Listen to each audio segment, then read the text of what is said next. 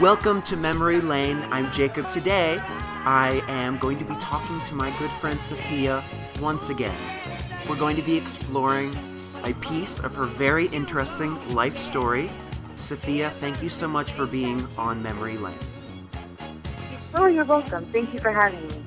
So, I guess I'll just turn it over to you. What is the story that you would like to share that is very meaningful to you, that you remember, that could be good, could be bad, and it's something that always, when you think of this memory, it brings you back emotionally to that place? What is your story?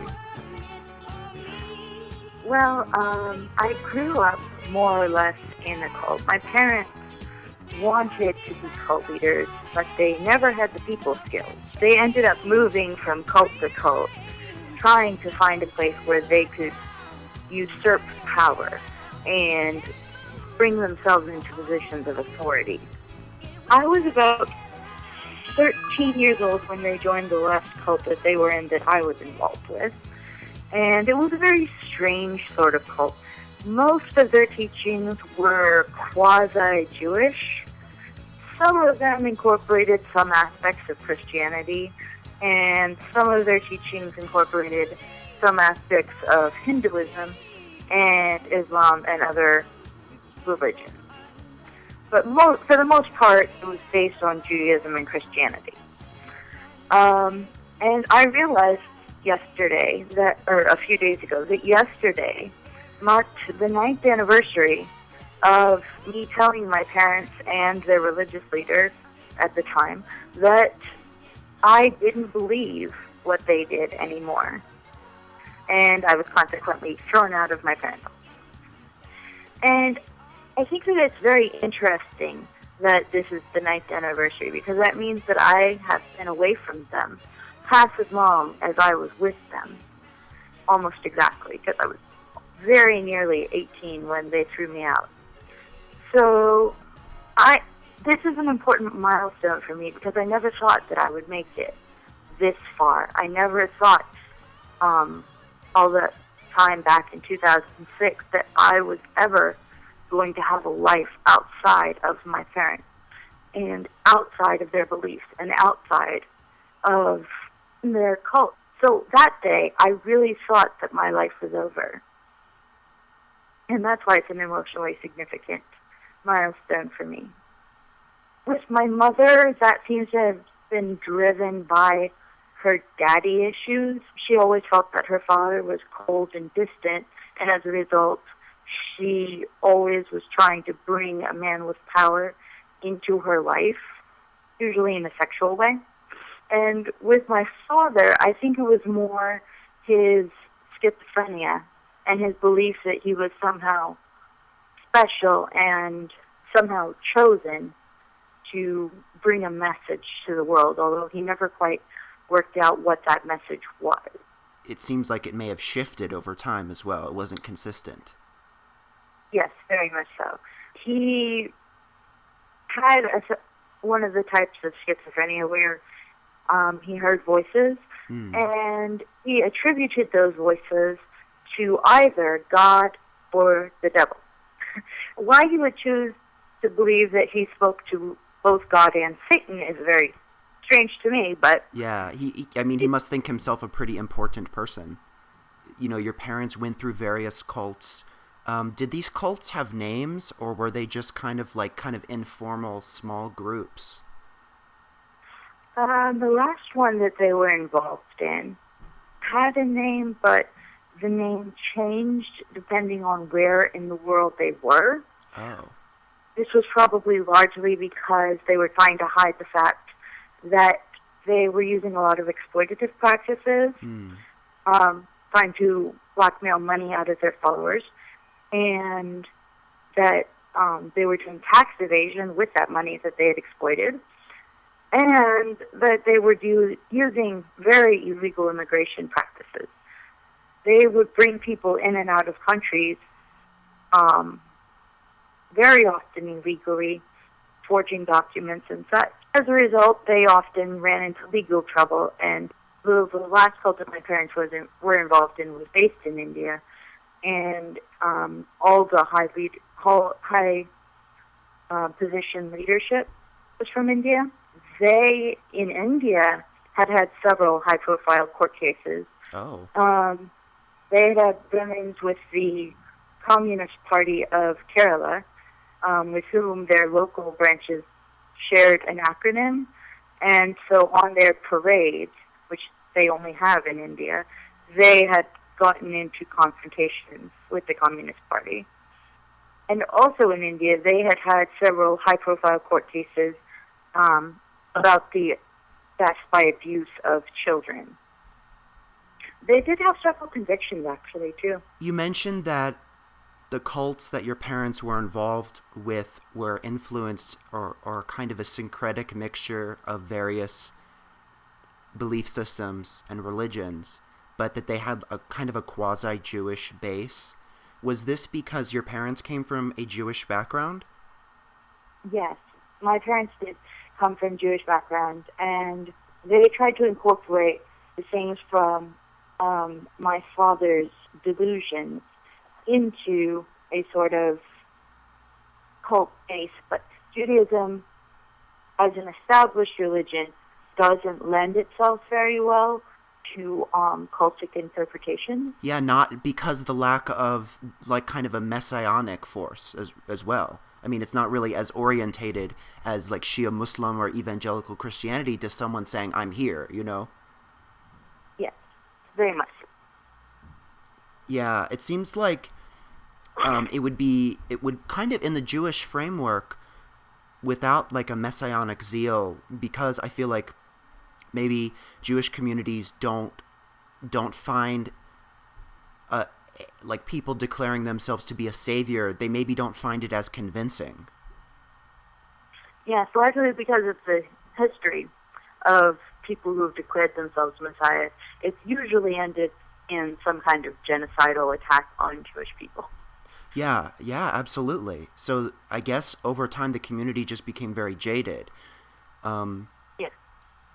I can't really think of, not that I mean, Judaism is certainly not my wheelhouse, but I can't think of any really movement with a messianic zeal that wasn't Jewish and Christian, that was just Jewish. I can't think of one.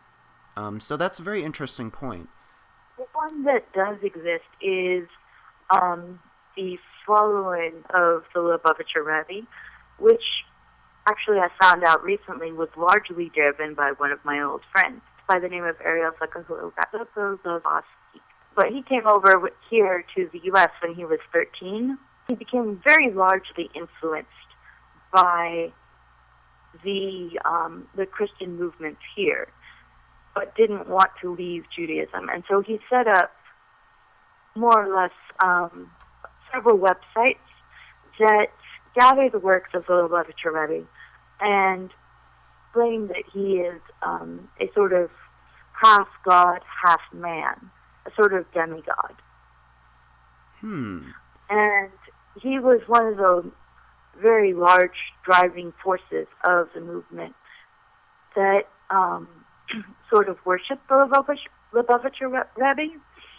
And so over time, he sort of gained a following in what was, to many Jews, a very Christian cult. Yes. And so he was more or less told that he either had to stop identifying himself as Jewish or stop his teaching. And so he chose the latter and has since shut down many of his websites. So going back to your parents as cultists, what pieces, beliefs, or concepts did they take from their Jewish background? Most of the beliefs they held were from their Jewish background.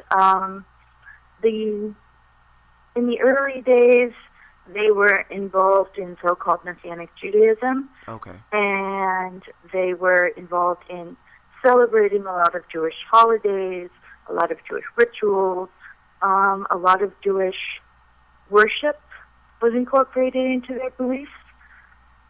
And the last cult that they were in, that while I was living with them, was largely based on the study of the tabernacle that's written about in Exodus through Deuteronomy. It's described in great detail. There's all sorts of robes, and the tabernacle is built of very ornate materials, and the things inside of it that are created for worship are all very ornate. Many of them are gold or gold-plated. The last cult that they were involved in took this great deal of detail to mean that this is in some way a very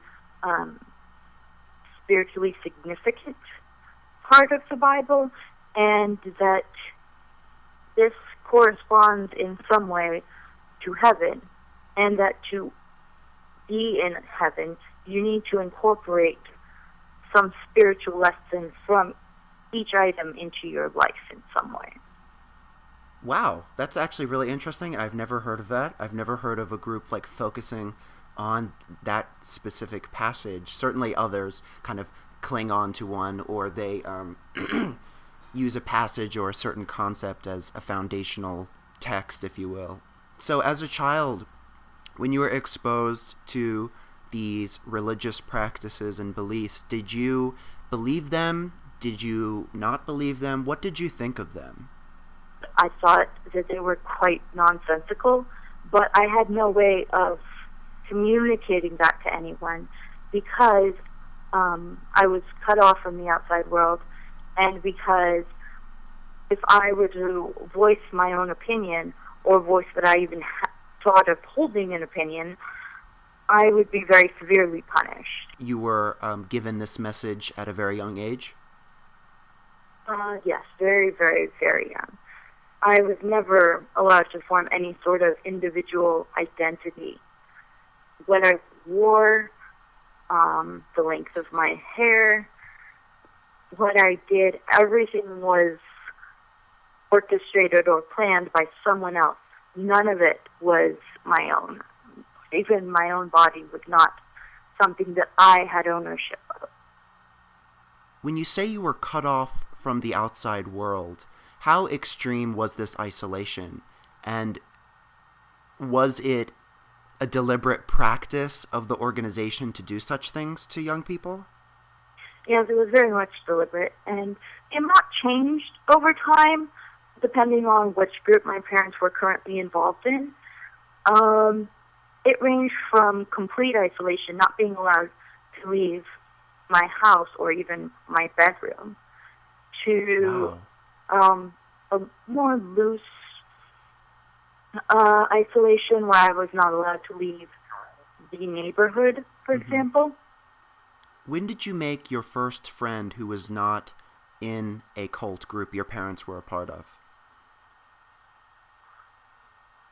Probably age 13. It was someone in my neighborhood who, at that time, my parents tried to keep me out of the house as much as possible. They didn't want me to be near them in any way. Well, that sounds like a change of direction from before. Yes. They were very insane, and what they wanted and what they believed and what they did just changed very rapidly.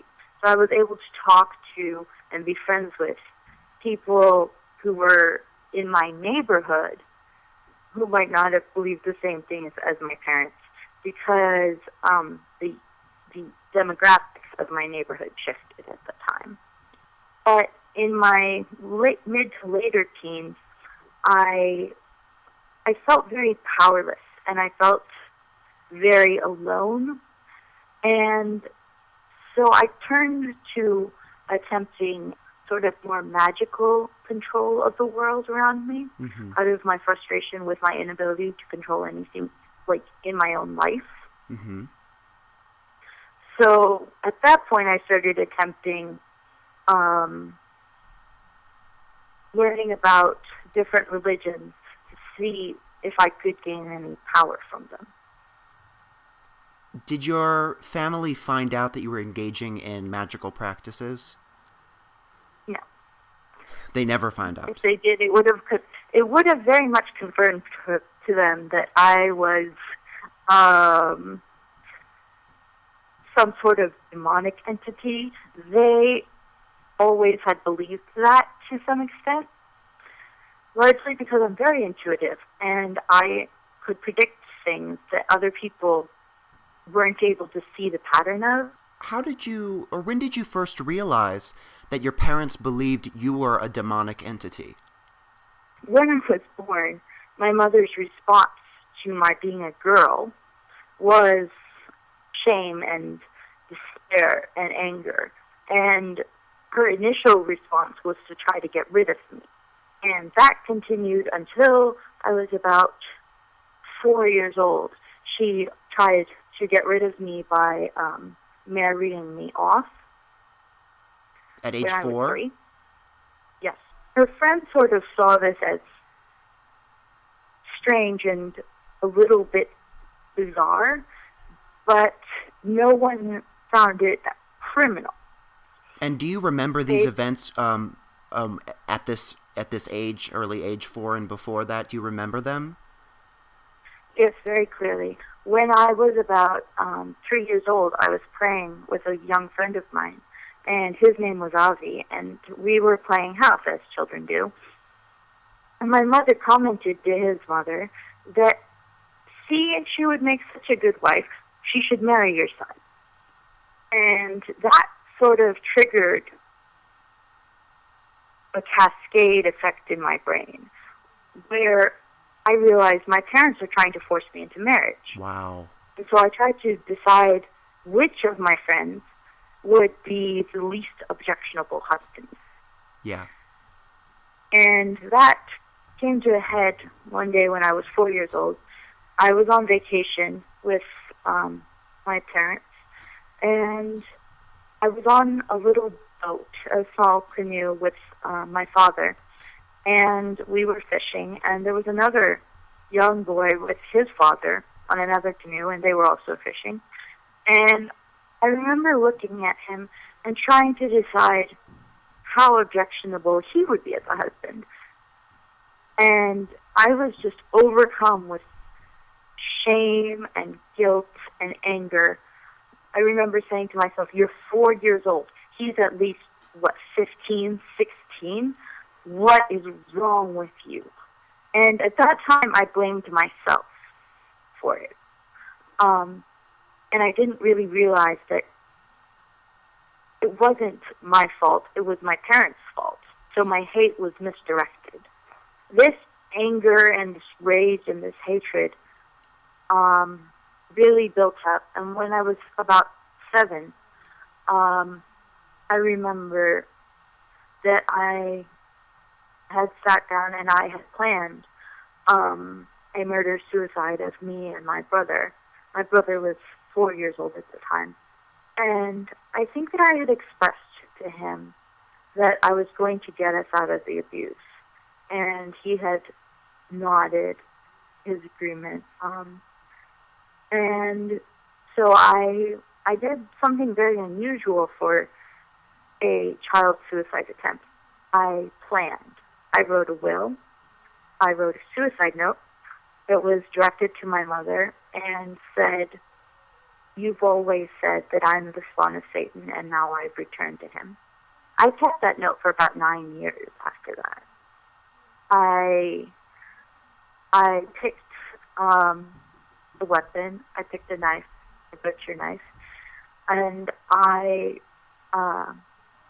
read in an encyclopedia trying to find out what part of the body I should cut to end my life most quickly. And I was very much prepared to end my life. If it hadn't been for the fact that I have bipolar and not unipolar depression, and the fact that 3 days before my planned suicide event, I switched into mania, and it was a very profound switch. I had this amazing mind-out-of-body experience, and for a second it felt as if I could see the whole universe through the eyes of God. I saw all of time, all of space. Everything seemed to have significance. That was the moment that really defined me and defined my experiences going forward. for the rest of my childhood. The combination of their failure to succeed and their frustration with their inability to come to power in the cult that they had been in. And so they withdrew us from society. They had withdrawn us from school, and from about the ages of 6 to 10, I wasn't allowed hardly any contact with anyone on the outside world. Besides, like, shopping and going to the bank, I had very little contact with anyone on the outside world. Did you feel like a prisoner? Very much so. And did you believe that you actually were demonic or the spawn of Satan? I certainly had a very, very poor, a very negative self-image. I hated myself a lot. And I blamed myself for a lot of the things that were wrong in my life. And I think I did wonder a lot of the time whether I really was as evil as my parents claimed, whether I really was some sort of horrific monster, and if there was any kind of hope for me. Their beliefs and what they taught me about who I was and what my worth was as an individual and as a woman, I think that that has negatively impacted me, and it's only really been within the last few months that I've been able to say, no, these things are not correct. These things do not define me. Why do you think that your parents believed that they created and then gave birth to a demonic or entity or the spawn of Satan? Well, I don't think that they really thought of me as their child. One of their friends who claimed to be a sort of prophet, who my father saw as a sort of mentor figure, had told them that they were having a son. And he had told them all these wonderful things about what their son would do when he was grown, and how he would be a great, powerful religious leader.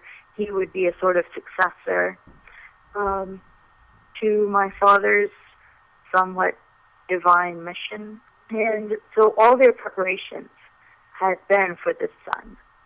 Even the name they had chosen was for this son. And it wasn't, they were so confident in their belief that they were having a son, they never bothered to ask what my gender was. And it wasn't until my birth that they were told it's a girl. And that's why they reacted with such panic and wanted to get rid of me, because they couldn't understand how I had replaced their son or what I had done to their son. So you were contextualized as kind of an imposter or a replacement because you did not conform to prophecy. Yes. What were you taught in your family environment about what it meant to be a woman, and did this make you feel inferior?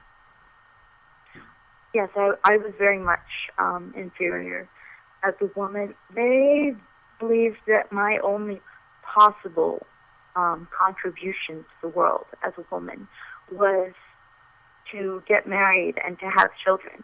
They saw me as a sort of commodity. They owned me and they could sell me off. And any sort of identity or any sort of desires that I had to be destroyed, because I was just so inherently wicked. I'm wondering how they thought that they could destroy those pieces of your personality. And you mentioned before you felt the desire to liberate you and your brother from the abuses that you faced. What were these abuses, and in what ways did they try to transform you into a blank slate? Very severe beatings were always a part of my life. They would beat me with whatever they could find, whether it was wood or metal or plastic, anything that they could find at hand, they would beat me with. Often the beatings were very, very severe.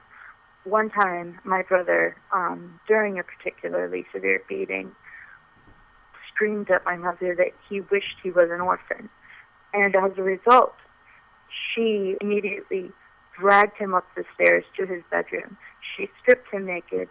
She pushed his dresser outside of his bedroom and used it to block his door. And this was at about 8 o'clock in the morning.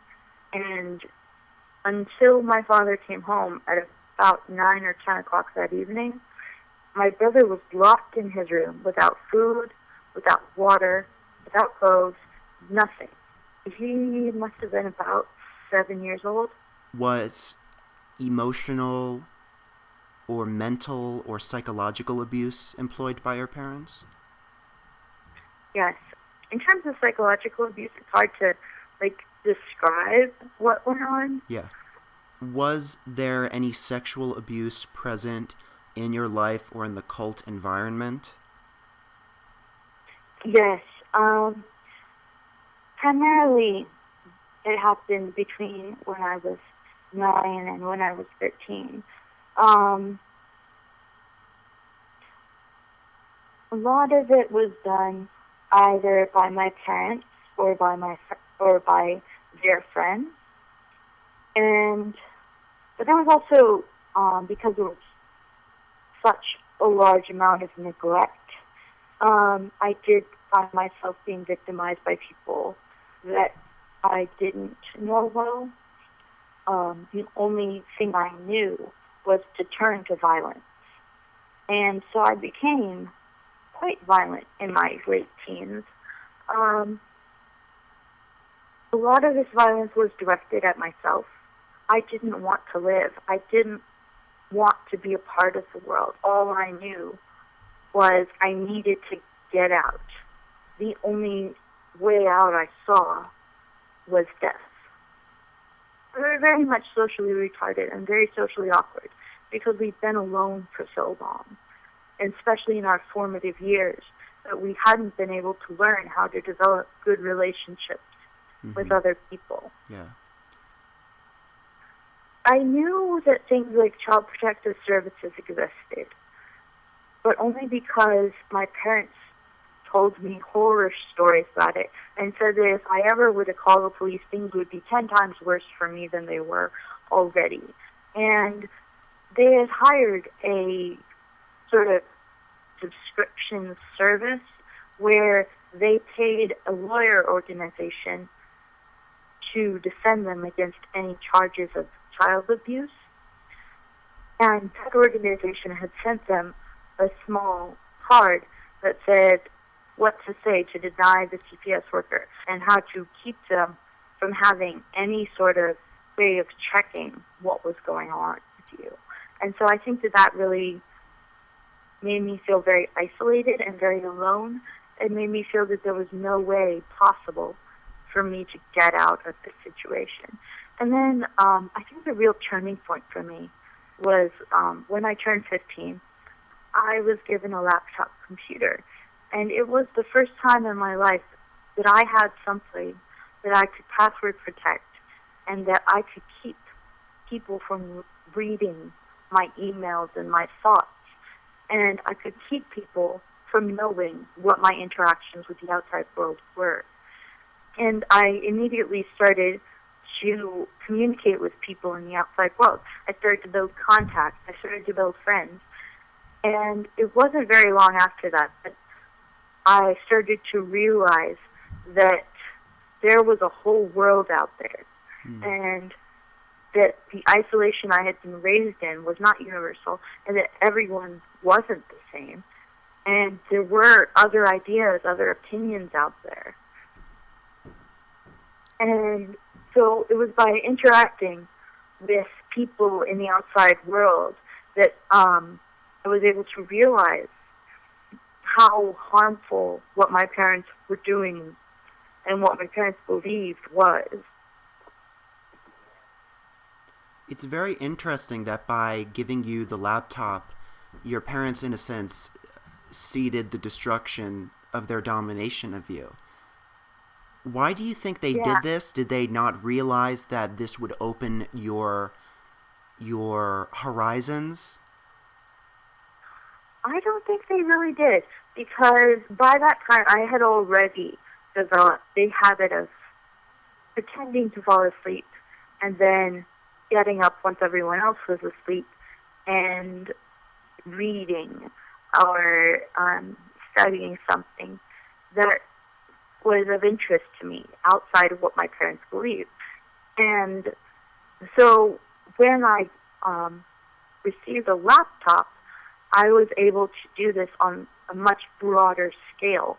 And I don't think that they were really aware that I was using the internet to communicate with the outside world. And I don't think that they really would have suspected it, because I had already built the system of going behind their backs so well. Mm. And it is also interesting that once you were given really the resources to understand your place in the world and to understand that the norms of your family system were not the norms of outside society, and that to be able to recognize what you were living in, once you were given those resources in the form of the laptop, it really didn't, in the grand scheme of things, take you very long to kind of liberate yourself, or in a sense, to be ejected from the system. No, by early 2006, I had realized that I couldn't bear living with my parents' insanity anymore. And so I had tried to convince them and their religious leader at the time to make time to talk to me. I had told them that I had something I needed to tell them. And the day they happened to choose was the first of the month of the Jewish month of Nisan, which is traditionally thought to be the month in which the Exodus took place. So to me, that they chose that particular date, the first of that month, was very spiritually significant to me at the time. And it was, I found it both like ironic and symbolic. Yeah, and it would be both, because not only is this the beginning of your Exodus, but because those passages that referenced the Exodus and religious texts were also so important to some of the groups that your family was a part of, correct? Yes, exactly. I didn't find their narrative or their doctrine convincing anymore, and they simply just said that if I just believed harder, if I just obeyed more, then it would all make sense to me. And so they gave me two choices. I could either recant my disbelief, and just obey everything they said, or I could be thrown out of their cult and out of my family. And so I chose the latter because it seemed like the most intellectually honest position that I could take. I really remember that day. It was a horrible day for me. I was terrified of my parents.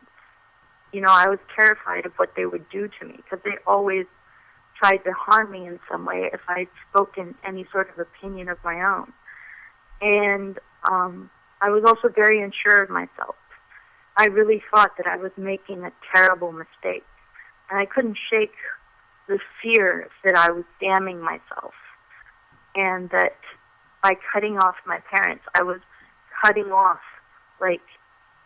any hope I had of any sort of an afterlife. And so my parents, when they sat down with me, I told them that I hadn't slept around, or I hadn't caught an STD, I wasn't pregnant, I hadn't started taking drugs, I hadn't done any of these harmful things. All I'd done was stop believing what they were saying. And they told me that they really wished I had done one of the other things, because then they'd have an easier time publicly shaming me.